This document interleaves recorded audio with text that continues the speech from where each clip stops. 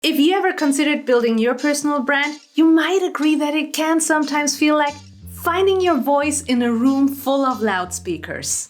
But from what I observed over these past few years, the secret doesn't lie in speaking louder. It's about speaking the truth. So if you're ready to cut through the confusion and genuinely connect to your audience, then you've come to the right place. Because today we're going to talk about the 3 essential elements to build a highly attractive personal brand.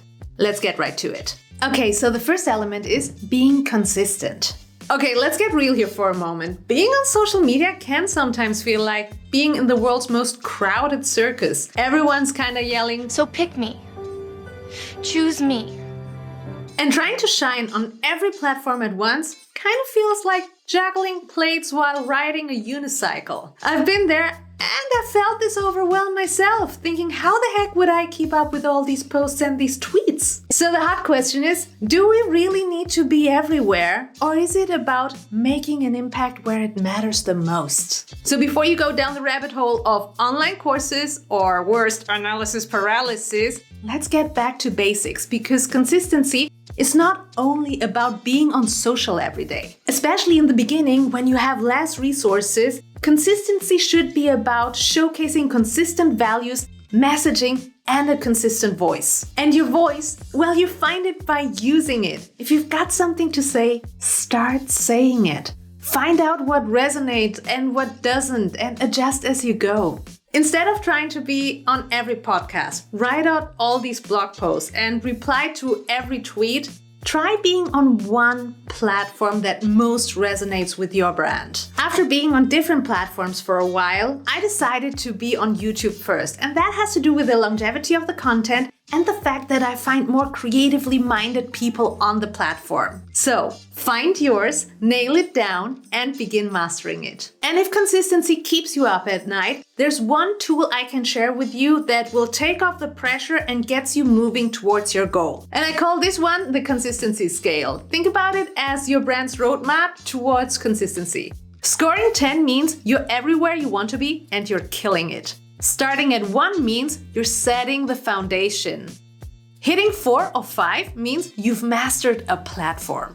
As you begin to master one platform, start adding another platform to your repertoire and so on. To sum it up, break down the process, dive in, start small, and stay committed. Hey, and if you find these videos helpful, make sure to hit the like button so the algorithm shows it to more people. And the second element to a highly attractive personal brand is being helpful. So every iconic personal brand does this one thing brilliantly. They serve their tribe like no one else can. But the golden question is, how? So I'm a firm believer that every human being on this planet was born with a gift. Whether you are that natural born comedian or that inspirational figure that ignites a spark in someone else's life, or that brainiac that breaks down the most complex topics, you were born with a gift. The question is, how do you find it? How do you zoom in on that talent, especially when it feels like everyone is shouting from a rooftop? So here's what you can do today to start finding yours. First, dive deep and list 50 of your superpowers. You might be saying, but I don't have any superpowers. Believe me, you do.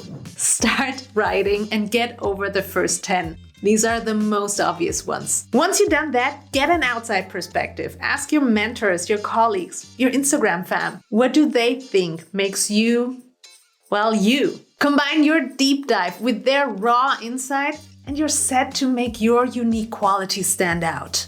And the third element to a highly attractive personal brand is being authentic and vulnerable. Okay, let's start with a small experiment here.